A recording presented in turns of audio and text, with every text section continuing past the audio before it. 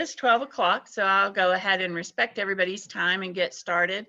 This is the first time we've done this, but we thought it would be a good idea to try to touch base with anyone who felt like they wanted to chat or catch up, especially on our affiliate boards. So we're going to try to make this a regular event, but we want to hear from you about that as well. Happy New Year, everybody. I'm really glad that you take a few minutes to join us. Kathy Allen and Erica Knight are here with me. They're sitting across the table from me, so they can interject with questions if needed, but not taking up the screen time there, the screen. I wanted to start out today and just talk to you a little bit about the strategic planning process. I think all of you, most of you, if not all of you, participated with our consultants from Rural Support Partners doing the initial focus groups for our strategic planning process that the governing board, the regional board, has taken on for the year. We're coming to an end of that process, but won't have a final plan set and ready to put out, or a draft ready to put out, until probably March or April. But you will have an opportunity to look at all of that. I wanted to just briefly share with you today the 5-year goal statements, or about the goals that the board has honed in on after hearing from everyone. First and foremost, I wanted to share with you that we heard from the affiliates loud and clear that you need additional support. And we also realized during this process that without you, without the affiliates, we don't have a purpose. We don't really exist without you out there on the ground doing the work and representing your communities. So we want to make sure that we're building strong and effective affiliates and leadership, and that we're creating positive change in our communities through and with the affiliate boards, and that would be all of you. Internally, we want to make sure that you have all the tools and resources that you need, and all the support that you need to create the good leadership and to attract more philanthropy into your community, and that you have a good relationship with us and with the other partners out there that we're working with, whether they be public entities like the ARC, or the state governments and local governments, or whether those are the private foundations that are beginning to be more interested in our region. So we want to make sure that all of that happens. So within the goals that the board, that we have set with using input from you, we want you to know that our main objective in the coming years is going to be to boost and help strengthen the affiliates out there across the region. So thank you for sharing and being open and honest. And now we hope that this work gets off to a good start this year. The areas that we heard were the most important, that continue to be the most important across the region, are economic opportunity and the entrepreneurial ecosystem. So both all of the economic development initiatives, meaning the more traditional economic development that happens across our region and across our communities, and then also building entrepreneurs and that entrepreneurial spirit that we all know about. Children and youth. Everybody out there, just a note, would you mute your microphone if you're not, if you don't need to talk? Thank you. Children and youth, that we are working with our communities to take good care of our kids, that children are ready for kindergarten, that recreational programs are available for all of our children, and that all of our kids graduate from high school ready to learn. Strategic communications and public relations, we want to work on that and be more effective in getting the word out about, not just about communities and community philanthropy, but philanthropy for what? Why are we doing this? and what are our best strategies for making sure that we're not just attracting these dollars, but that we're using them effectively, that we're being good stewards. Downtown revitalization and infrastructure, we heard that over and over again. Folks would like to see all of these old buildings and all of our infrastructure that we have in place in our small communities be utilized. We didn't hear anything about the way things used to be, but how can we take what we have and turn it into what we need for the future? We want to support our nonprofits, that we have a good base of nonprofit organizations out across the region, and we want to be a support system for those nonprofits, not a competitor. So if that means helping those nonprofits set up agency endowments, if that means attracting bigger dollars and getting them out to the nonprofits in our region and in our communities, we want to make sure we're being supportive to our nonprofits. And then back on working with and through the affiliates, developing leadership. And that means the affiliate boards are not only at work on the ground, building their own leadership skills, but that we're rotating those boards and that we're keeping people in the loop and engaged with our affiliate boards, so that we're adding new members, that we're looking at our matrix of members that we have on the boards, and that we're including other everyone and the entire demographic of all the geography we're trying to serve. So that's just a real high level overview of the types of things that we heard out in our communities that people were concerned about and wanted to deal with. But what it boils down to is all of this work only happens if we have strong affiliates and that base of strong people on the ground that are working with us, and that we are working for you to help make all of that possible. And so, given that, what I'd like to hear from you now is how we best deliver that support to you. We have some ideas. We have talked about this a lot. We continue to talk about it. We just came out of another couple of hours of a development team meeting talking about how we can support the affiliates in doing development work and fundraising and fund development. But I'd like to hear from you about the best ways to deliver that. We've done some things in the past. We've created a curriculum and said, when can we do this in your community? We're all working. We all have full-time jobs. You all have jobs. You're volunteers when it comes to this, to the community foundation work. So how can we best, what are your ideas? A few things. One,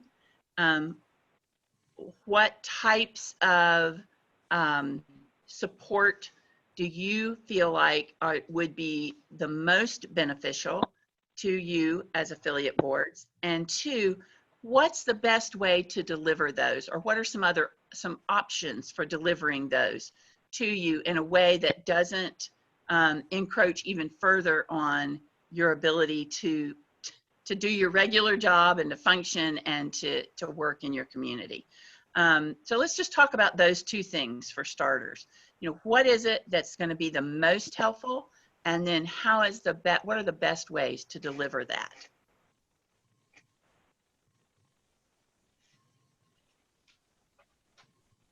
Jerry, I'll start.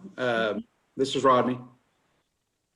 No doubt, I believe, 30-minute trainings through webinar, because like you did say, we all have other full-time jobs, and this is on a volunteer basis, and we do this because we care about our communities.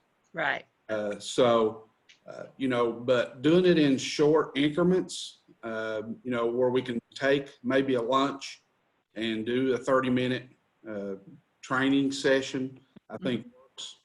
I'm also open for, if someone wanted to do a training, an hour training, and record it, and then, I could watch that at 9 o'clock at night when I'm at home. Doing that type of things. I do a lot of that. Just because I know that all of our times are very important during the day, because, I do answer to an employer, so I can't spend my whole days doing work for the community foundation, though I'd love to. But I do think that those are some of the easier ways to address training, development of our board through those avenues. Now with technology, instead of sending somebody to a class and spending a whole day and things like that. So that would be my recommendation for going forward. Great, great. Jerry, I'll jump in there and piggyback with Rodney in that some of those training sessions, our board members they're very uncomfortable in talking to even good friends about money. And we really need to we really need to get in there and to give them tons and tons of information on how you have these conversations and get over the discomfort and talk about ideas and build friends and and to do those things so that they can, with a certain level of confidence, go out and to talk to people about money, about estate planning, about doing all of those things.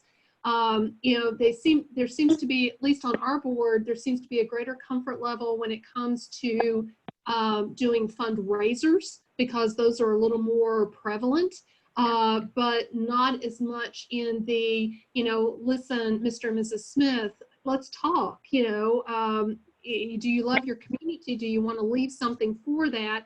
And be able to do that without that huge knot in your stomach, feeling like you're, that you've engaged in a distasteful activity. Right. Yes. I think that's pretty common, Sandy. Thank you for bringing that up. Anyone else? This is Evan Smith. I feel like Sandy just mentioned Mr. Smith, so I'll go ahead and jump in there. And so I agree that I think that there's a lot of ways we can do this through trainings, but I think that ultimately as affiliate members, really what we need the most is, an overall growth in kind of just the culture of giving in our region. And I think a lot of that I think that those, one-on-one conversations are part of how you grow that. But I also think that there's something beyond what we can do as affiliate members about encouraging that culture in our region. And I don't know exactly what that is or how the foundation could help with that. But, if you could figure out how to progress that, kind of more societal conversation, sure. I think that we as the affiliates would feel a lot of trickle down from that. Mm-hmm. Like sort of that culture shift. Sure. Great. Others?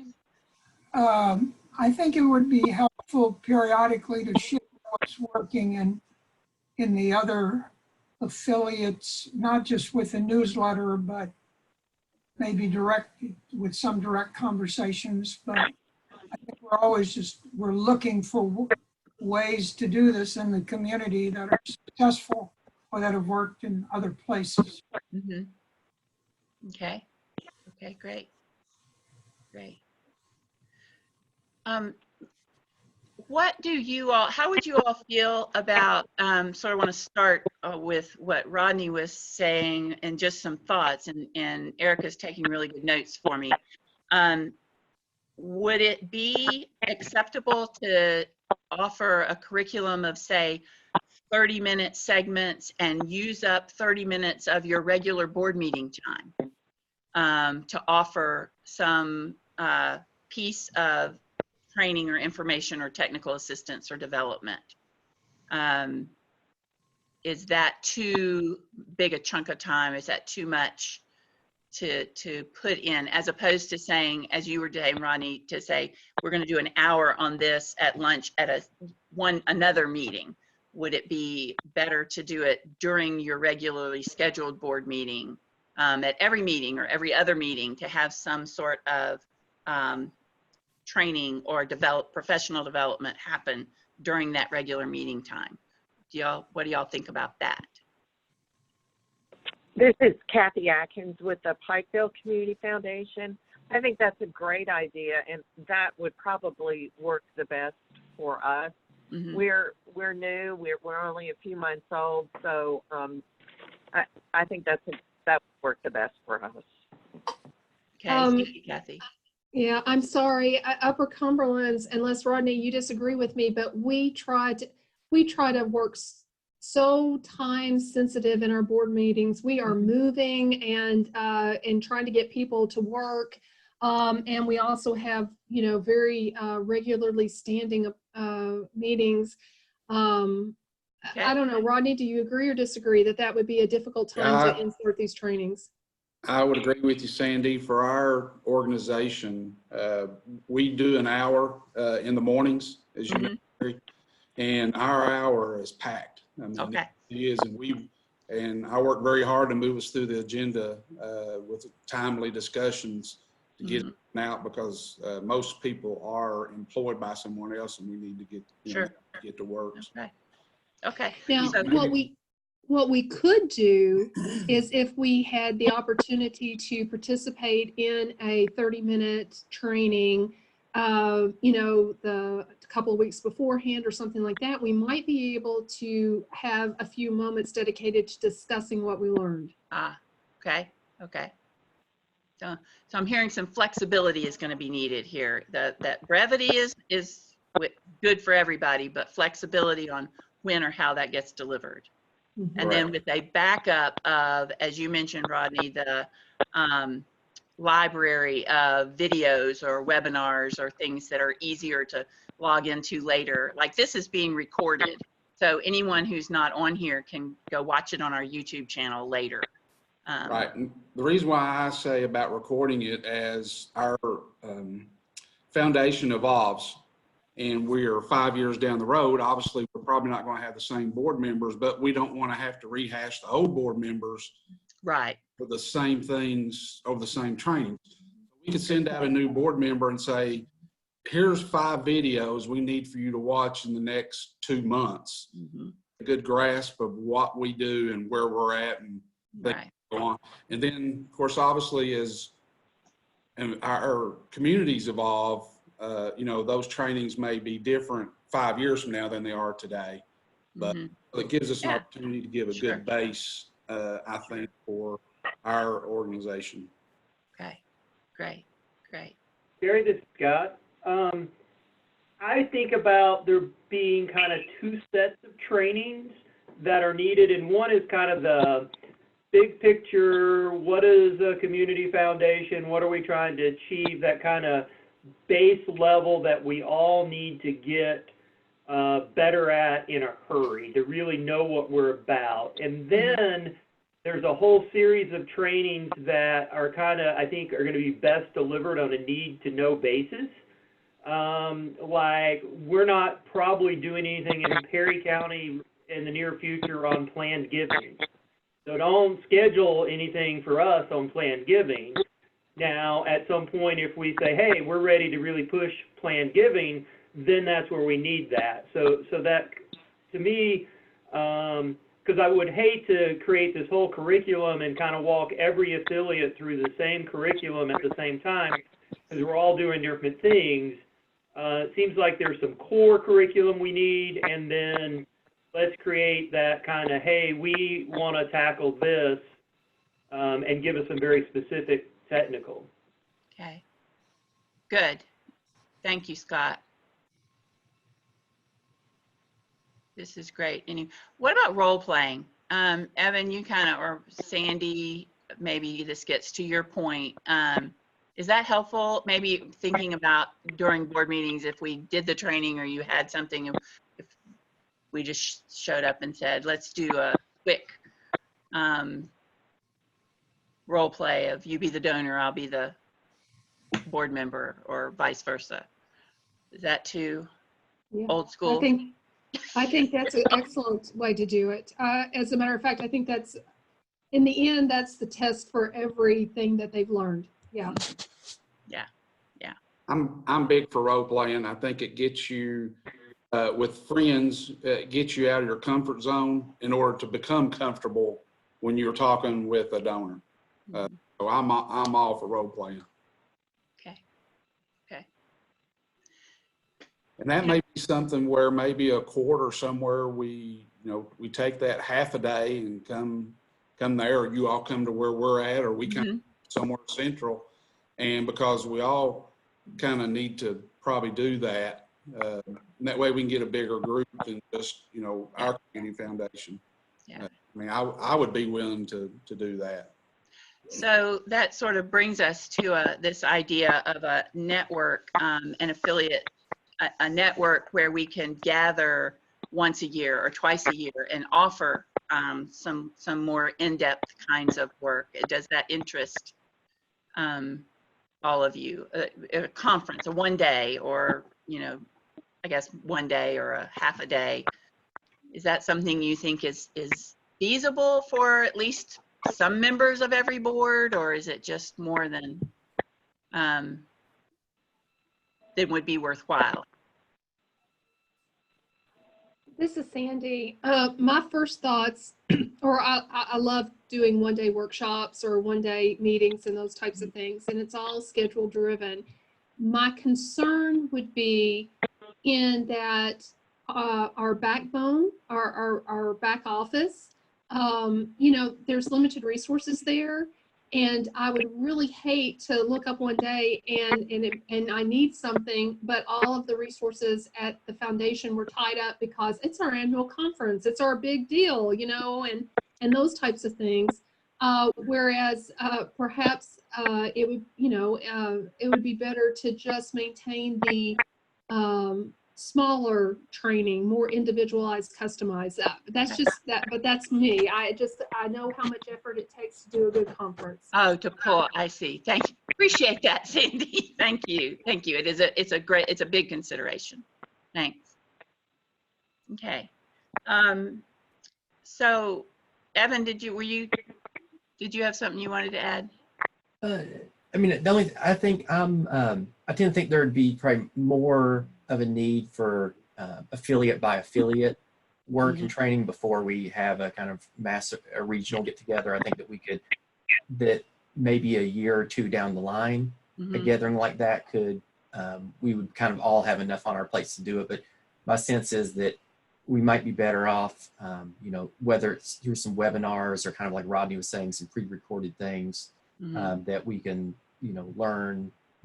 learn more about some of the general ideas, then maybe have some role playing on an affiliate by affiliate basis. And then kind of as we pick up more momentum, then, maybe it makes sense to have a gathering where we can really learn more about what others are doing. But my sense is that, at least speaking from the Floyd County affiliate, I mean, we have basically 1 hour meetings during lunch. Right. So our time's kind of pressed. And I think that, if we had to get together and, pick your central place, whether it's, Hazard, wherever. And I think that less than, 20% of our members would likely be able to make it on a weekday or weekend. And so, my sense is that having more, something that could fit into the limited time that we do have and board members could work on their own time would probably be the most effective. Okay, great.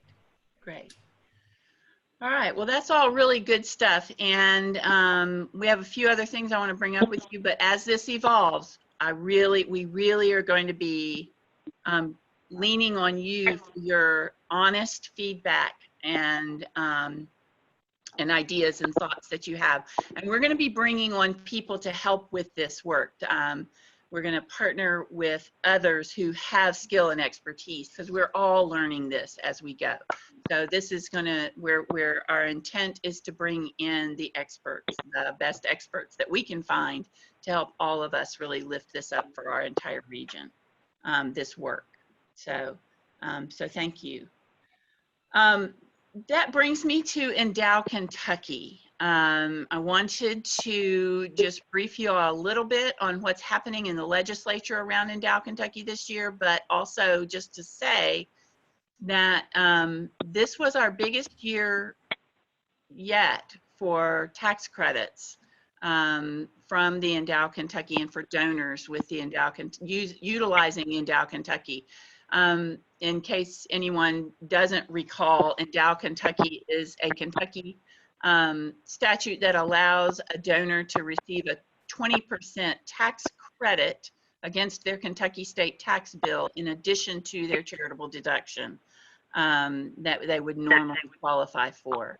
So we received quite a few Endow contributions, and I think have the opportunity to continue to market that and use that. So this year, because those credits get used up across the state as soon as they're available, we always, the revenue cabinet always gets them, could give every one of them away on the first day of July, but they count everything that comes in the first week of July as having come in the first day. This year, we used $1 million, not we as our Foundation for Appalachian Kentucky, but across the state. Lexington and Louisville continue to gobble up most of those tax credits. Their donors are, they've been at this for 100 years. Their donors are more well seasoned in how to, in philanthropy and entrenched in a culture of philanthropy. And they are fully prepared to jump in and could probably use all of the tax credits in those two places, along with Cincinnati and Northern Kentucky. This year, we are going to, the community foundations across the state are going to ask the legislature to increase the Endow Kentucky tax credit pool to $5 million. Along with that, those of us in the rural parts of the state, Eastern and Western Kentucky, are asking that they include a set aside just for rural counties. That gives us a little more time to work with our donors, to educate our donors, and to go out and visit with our donors more one-on-one while the tax credits are available. So there's not that hurry and scurry of the moment that I find some of our donors, they want to talk, they want to visit. They're not really too excited about the whole, you have to fill out this form and get it to us and send it in that first week. We just would like a little more time to work across the region with all of you to encourage that Endow Kentucky tax credit. So we're going to ask for $1 million set aside just for the rural counties. And that's being, there's a, Senator Brandon Smith is going to, he initially wrote the Endow Kentucky legislation, and he is going to shepherd that through the Senate. It'll have to go, of course, to the House first, and I'm not sure who's going to file that bill, but we'll keep you all updated via email on how that's going. But I just want you to be aware that the tax credit legislation, Endow Kentucky tax credit legislation, is going to be part of the session this year. There are a lot of folks who don't, there will be lots going on this session as a budget year with the new administration. There are going to be folks who want to do away with all tax credits. So we just are in that bucket, though, of community foundations asking for this incentive to build community-based endowments. And if any of you want more information on that, specific to the specific KRS or any of that, I'm happy to share it with you. Just let me know, let Kathy or Erica know, and we'll get all of that detailed information to you. And if there are times when we do want you to specifically to contact someone or talk to someone, or if you feel like you want to, let me know, and I'll be happy to talk you through it and or give you information so that you can be well versed on it. Who'd you say the bill sponsor was, Jerry? Brandon Smith was the initial bill sponsor, and that was 10 years ago, Rodney. But every time there's been an amendment or anything added to it, Brandon has been taking the lead on that. So he is going to take the lead on this as well. I'm not sure, it'll have to be somebody in the House is going to have to file the bill because it involves the budget. So I'm not sure who that's going to be yet. I'll let you know when we find out. still out there. There's been a draft. It didn't have the set aside for rural counties. So I just commented that I want the set aside in there, and Brandon said he would make sure that part is in there. Was So there a dollar amount that's a threshold you're looking at? $1 million for the rural counties. If they get a $5 million, a $4 million increase to $5 million total, I'd like to see $1 million set aside. We used about $26,000 in credits this year, where Louisville used $350,000 in credits. Yeah. If, you know, I just like for them to slow it down a bit on our behalf and let us have a set aside pool that we can use throughout the year as we're talking with donors. And not, you know, I talk to donors often and I'll say, and there's this tax credit, and they're excited about the idea, but it's August and they've already been used up, and you have to wait till next June to make your contribution in order to get the tax credit. I would like for you to have that in your toolbox every time you talk to a donor throughout the year, while we're educating and working to shift this culture to a more culture of our own resources and our own philanthropy across the region. So in order for me anyway, personally, and this is, politics are very personal, but I am going to lobby for that set aside for rural places. If there's going to be an increase in tax credits, I think at least 20% of them should be set aside for rural emerging community foundations in rural counties. What committee does that come through? Well, I'll have to go to A&R, I guess, first. I don't, Evan, Sandy, John, somebody else may know more than I do. I was just wondering if it come through the budget committee.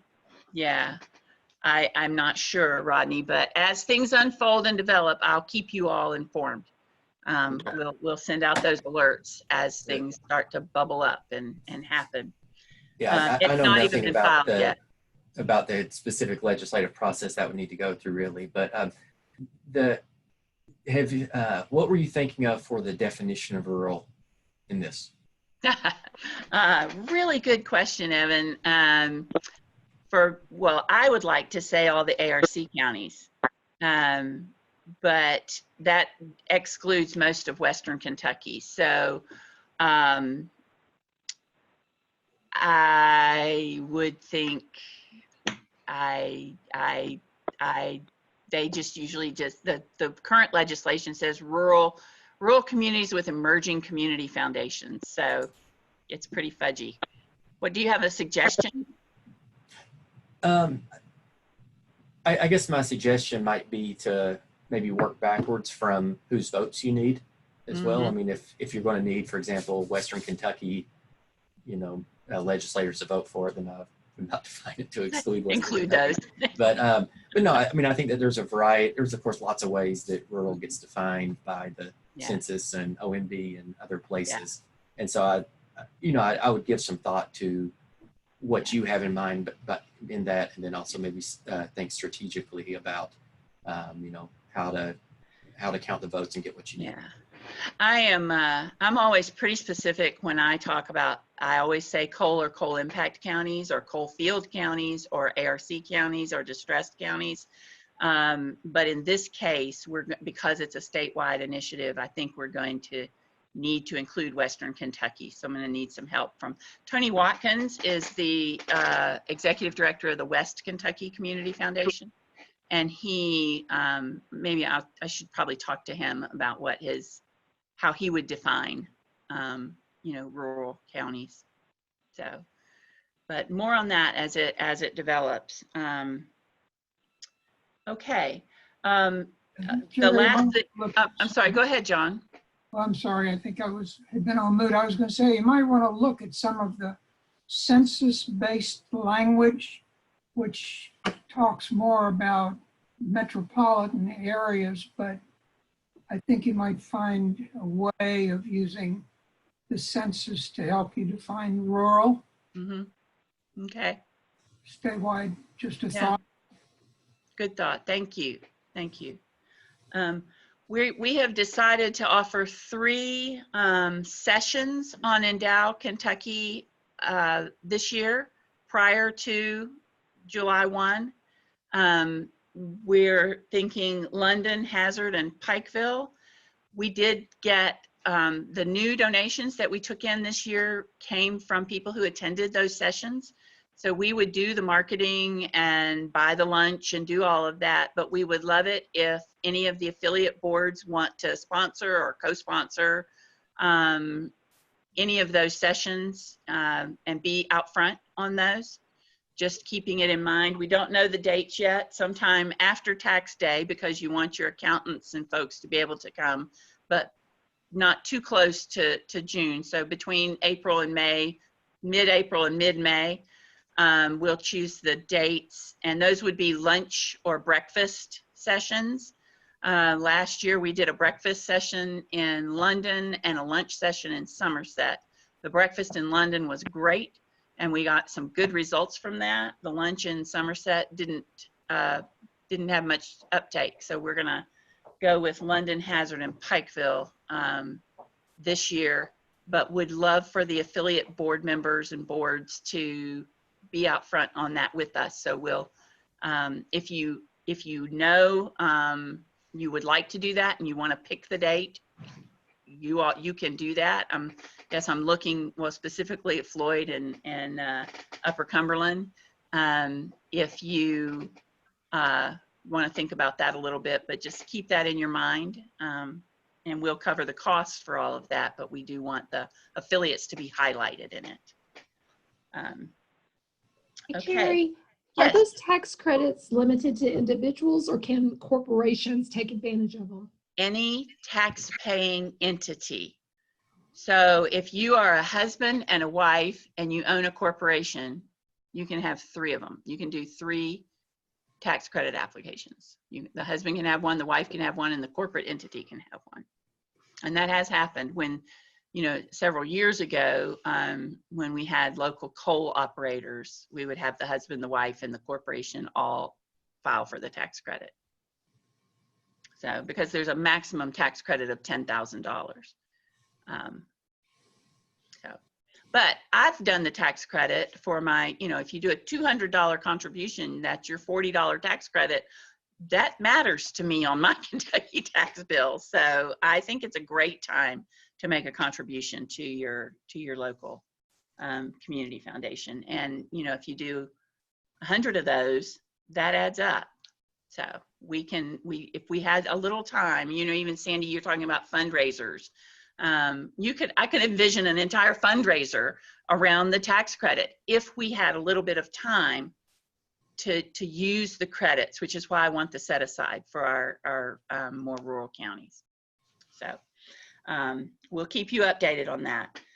In addition to the Endow Kentucky tax credit, sessions with CPAs and attorneys and any individuals, anybody who wants to know, we are going to continue doing the continuing legal education, the CLEs, CPEs for lawyers and accountants. That's gone over really well every time we've done it. This year, we're going to do it in Corbin and Pikeville. We have an attorney in Louisville who we work with, Carter Rummel. He's great. He's done it. He's gotten quite the following. So those are our 2 locations that we're thinking about this year. Those would have to be in May and June because attorneys, Evan, help me, what's the date? Attorneys have to have that done by the 30th of June. So we'll do 3 or 6 hours of credit plus a ethics credit. And that'll be coming up. Again, an opportunity for sponsorship by a local community foundation. If any of you are interested in sponsoring that or being out front on that. So any questions or comments about any of those opportunities or those events?